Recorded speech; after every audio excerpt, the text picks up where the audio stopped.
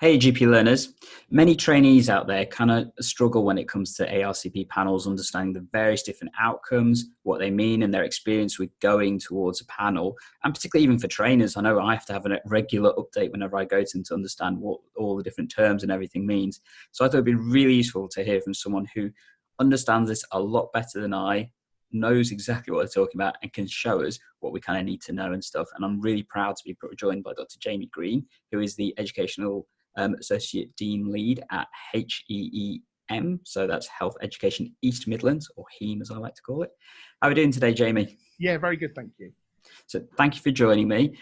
I know all the time I get questions from my trainees, what do all the different outcomes and all that kind of stuff mean? And what do I have to expect when I go to panels? So I'd love to hear from your experience what panels are kind of like and what do we need to kind of let our trainees know about when they go for it. So fill us in. Yeah, absolutely. An ARCP panel, I think the first thing is to define what it really does. Essentially, when you do your GP training, you are collating evidence over a period of time with a system of assessment which is called programmatic assessment. What that means is that rather than having a high stakes exam that kind of judges how you're getting on, we look at progress over time and decide, well, how have things progressed? Is there a body of evidence that gives us enough information to show that not only you know how to do something, but you can actually do the job? So workplace-based assessment is the sort of higher level assessment that we try and do to assess whether you can do the job or whether you can't. What trainees should expect from ARCP? In general, a majority of trainees have a fairly smooth sailing through the ARCP process. And I probably, in my job role, which is Assessments Lead for Health Education England in the East Midlands, I probably have a slightly skewed mindset because I tend to see trainees who have had more of a difficulties in their training and have had to deal with outcomes which are not quite standard. But essentially, an ARCP panel will be at least 3 people, all of which are GPs and have experience in assessment, who come together to make an assessment and review the evidence provided to them. And with that evidence, we can then provide basically a step forward where you're going next, give you some feedback on your performance, and give you some advice and recommendations going forward. So I guess a lot of that evidence comes from the e-portfolio. I mean, that's the sole basis of the information that they have. Is that correct? Yeah, absolutely. As a panel, all of the information we can assess has to be in the e-portfolio, and it has to be visible to the panel. Now, with the old portfolio, it was quite often that you would hide, things wouldn't be released, we wouldn't be able to see them. That's less of a problem with the current portfolio. But essentially, everything that's released to us can be used as evidence, and as long as you've summarized this in a ESR, that information is then used to make a judgment. Now, quite often trainers will come to panel thinking, well, I've got some extra evidence now, even though the evidence I provided before may not have been that good. I've done something since my ESR. And in reality, although panels will often go against this, all the evidence provided must be done 2 weeks before the panel. It's not a commonly known fact. And to be honest, sometimes we ignore that if it's very tight deadlines. Specifically over the coronavirus pandemic, we were dealing with evidence from the night before quite often. But in reality, if it's not in the portfolio, we can't assess it. And I guess, does that mean then when some trainees have come to panels that they come, I guess, armed with loads of extra stuff? I mean, is that needed? Is that necessary? No, I mean, so when a trainee is asked to come to the ARCP panel, what we're usually expecting is that the feedback is going to be needed face-to-face or as it is at the moment on Microsoft Teams or Skype. And that, what we're doing is we're providing feedback. We're not there to gather more information from you because the decision's been made. Now, it may be that trainees feel that they need to provide more evidence and they disagree with the feedback, and they can request a review of the ARCP panel, and that's part of the appeals process. It's quite a long and drawn out process. It takes a lot of time and effort to go through an appeal, both on behalf of the trainee and also the deanery. But that's the only real way to consider new evidence after the panel, or if you've got time, wait to the next panel. Okay. So when people are going through the panel process, I know there's various different outcomes that can be given. I know they've got numbers, and I'll be honest, even as a trainer, I forget what half the outcomes mean. Yeah. So can you explain what they are and what they mean for us?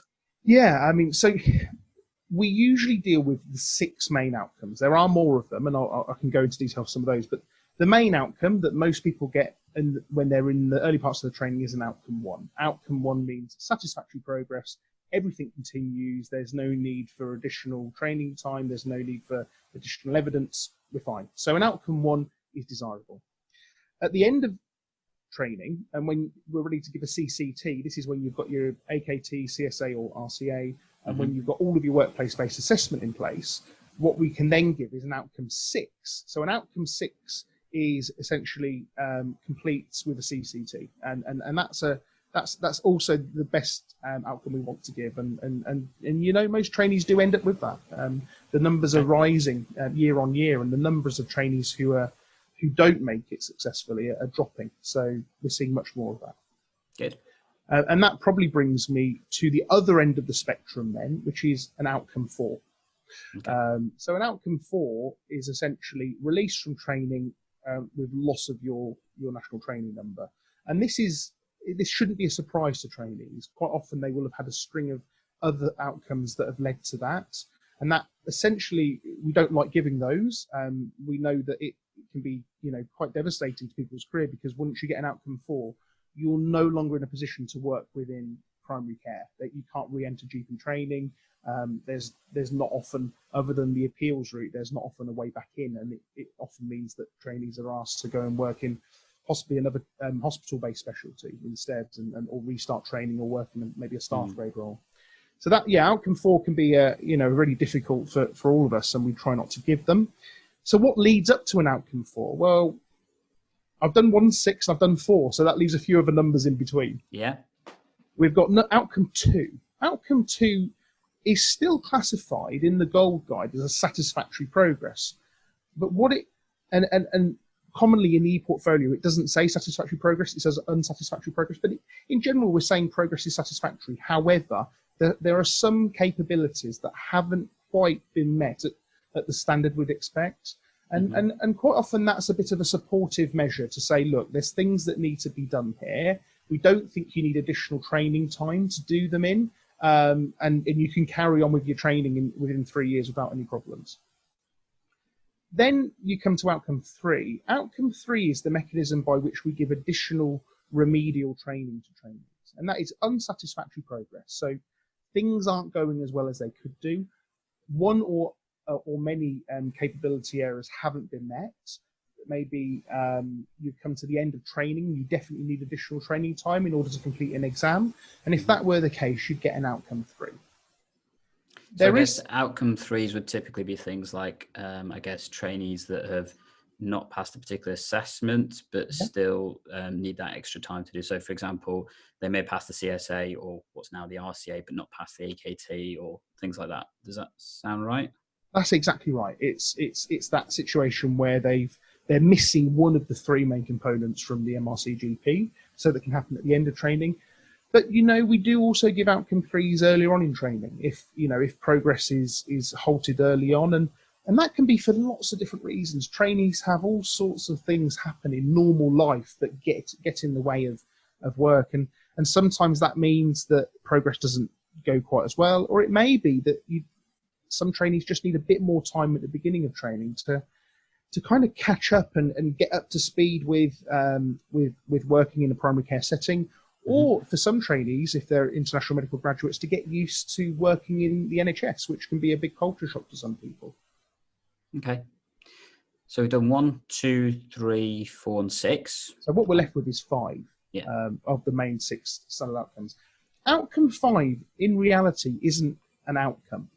What we're saying as a panel, if we provide an outcome 5, is that insufficient evidence has been provided to the ARCP panel. And that may include not having done an ESR, or having something that we can quickly fix, fairly quickly, to review the program a bit later on. So common examples of giving an outcome 5 would include if you've submitted an MSF at the end of training and it doesn't have quite the right number of assessments, Hmm. or your quality improvement project hasn't quite met the criteria for CCT, so you probably just need to spend a week just tweaking it here and there. So it's things that can be dealt with fairly quickly. SEPs, so SEPs assessments, not having enough of the mandatory examinations may also be a reason we give an outcome 5. But what we're saying with an outcome 5 is that we're going to review things fairly soon, either as a new panel or with the chair's discretion, and then we can reassess with that information, and that can then be changed to any of the standard outcomes. Okay. So that includes, for example, having 2 out of 3 COTs done, for example, during your training. Yeah, exactly. Things like that. If you're missing something that we think we can quickly rectify, especially at the end of training, if you're about to finish GP training and you're missing something, as a panel, we've got to prove to the Royal College of GPs that you've got enough information to get you through your CCT. And in turn, the Royal College of GPs have got to reassure the GMC that there's enough information for you to get your CCT. And so there's a lot of people out there checking all of these things. And if we don't get it right, it will inevitably come back. And the worst case scenario, it may delay people's CCT and they're left out of work for a short period while these things are assessed. Okay. So I guess when it comes to the assessments, there's some that are clearly evident. So AKT is pass-fail, CSA/RCA is pass-fail. I guess one of the ones that's a bit harder for many people, I guess, to understand is the learning log entries, because there's a quality element that comes in terms of breadth and depth of the kind of entries that you have. Where does the learning log entries fit into the kind of where people are potentially going to end up with various outcomes? So is it more likely to be an outcome 5 if there's not enough? Is it more likely to be an outcome 2 or 3? Can you give us any, I guess, pointers or tips? With learning logs, it's quite clearly now we're in a situation where it's not always about numbers. In fact, if you look at the pre-existing guidance up until 2020, so up until now, the number of learning logs you needed to provide was many. If you was working in Bradford, the number of learning logs you would be entering on their website recommend 3 a week.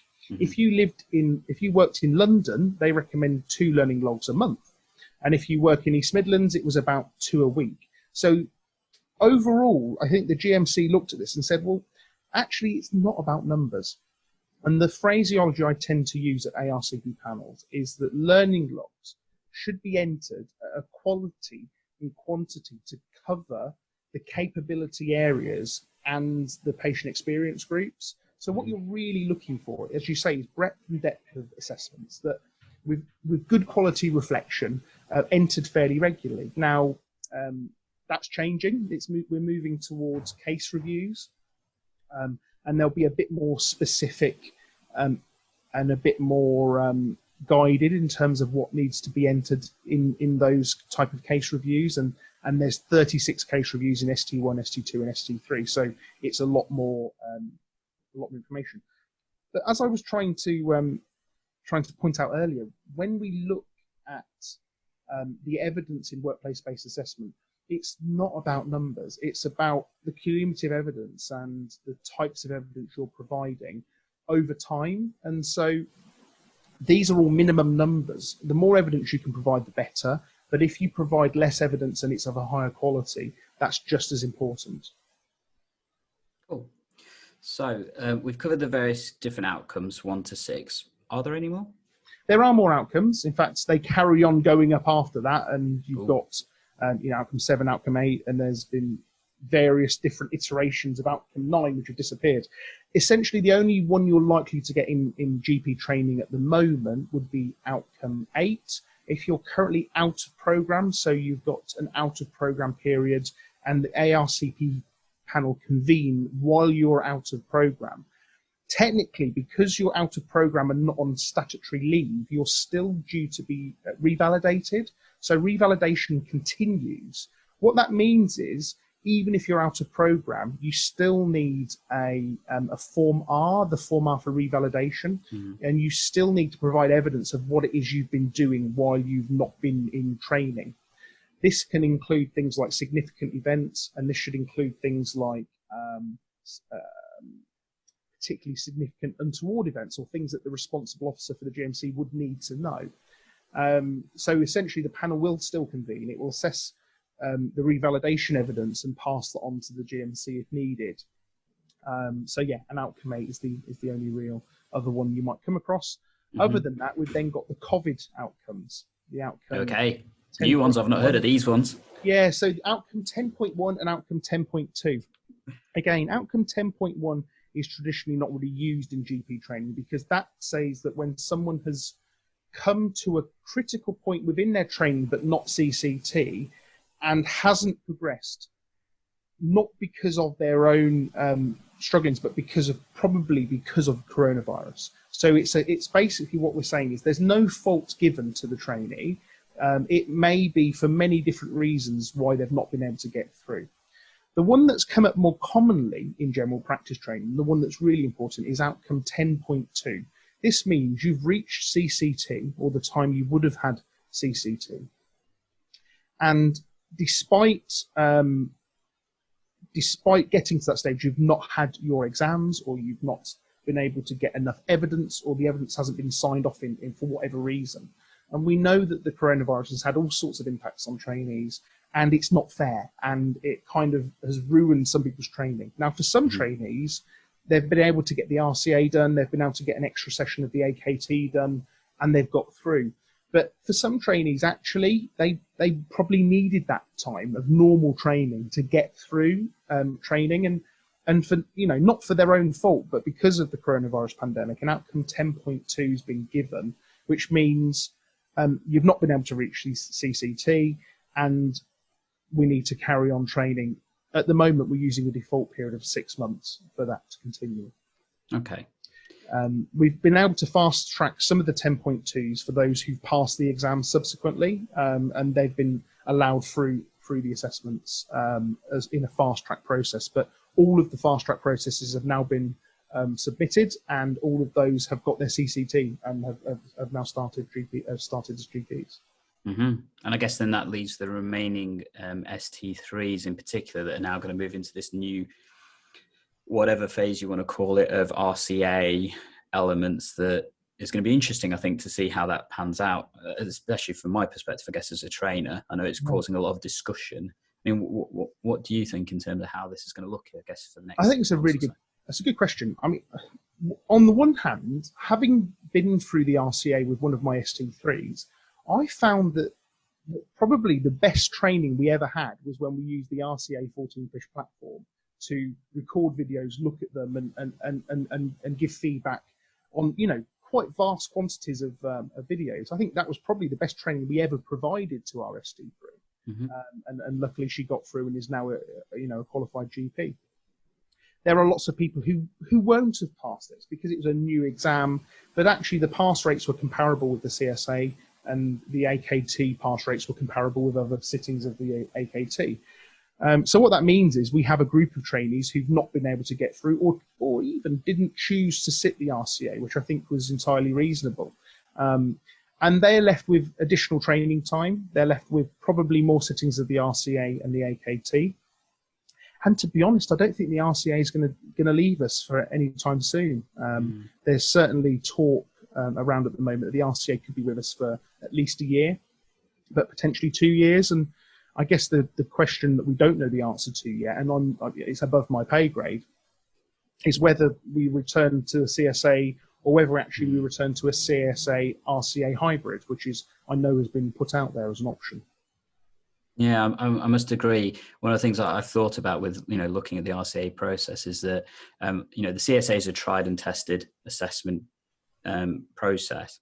But I guess one of the differences the RCA has is clearly the logistics that come into it, and particularly the environmental impact of the CSA compared to the RCA is a significant one. So I would challenge that if they were to move back to the CSA, that there does need to be that question answered as to, okay, you're going to bring so many people down to London, keep them overnight, the environmental impact alone of that is so much more comparable, particularly as we move to a world where obviously, things like climate change and all that kind of stuff have a huge impact. And obviously the RCGPs aim to look at sustainable general practice as well. So It's an interesting question, and like you're right, it's well above both of our pay grades to come up with that answer. I'm really glad of that.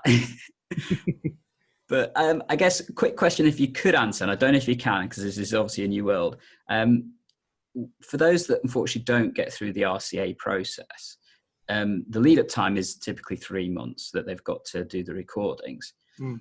Will they have to do another 3 months potential block of recordings? Because it does take time to get the 13 cases. It's not something you can churn out in a week or so, is it? No, I think they will have to spend more time getting more cases. But one thing that I would always recommend, even when people were failing the CSA, is videotaped consultations have got the highest evidence base for developing yourself as a GP consultant, and that's true both of post CCT and pre CCT GP trainees and GPs. So the best evidence of all is actually to watch videos of when you've done well, and if you can identify what you've done well, you pick up on great sets of evidence. If you watch your own assessments and review them yourself, you're probably getting more out of that than if you're getting someone else to review them. The only exception to that, and this is the highest bit of evidence we have for video assessments, is that if you watch other GP trainees in a group together of videotaped consultations and point out the things that you thought went well about assessments, that's got the highest impact in terms of how it improves your consultation skills. So, you know, actually, as well as talking to your trainers, how about talking to other trainees around you, people who are either current trainees or ones who've passed the exams, or even people who've just qualified. You know, they're sometimes often the best people to give advice on these videos. But I do think actually there's something to be gained from the process of creating the videos. I know it's a slight inconvenience to just doing the job, but you're training, and that's, you know, that's, yeah. If you need more time to do that, then you're going to have to be given it. Definitely wise words there for us. So thank you, Jamie. I've really appreciated your time. And I know trying to demystify the whole concept of the ARCP is something that, you know, I find really helpful, and I hope a lot of our AGP learners have found useful as well, and keen that, you know, we can share this as well. In terms of, I guess, moving forward, I know one of the things we're about to record, so if you are watching this or listening to this, you can check out our next episode that's going to talk about this, is that there has been changes to what training is going to encompass, and particularly assessments and stuff. So if you do want to check that out, feel free to do so right here, or listen down in the show notes, check out the show notes for the links and stuff. But thank you for your time, Jamie. As always, EGP learners, if you have enjoyed this episode, subscribe, comment, share. And as always, we're here to help save you and your patients time by tech enhancing your primary care and learning. We'll catch you in the next episode.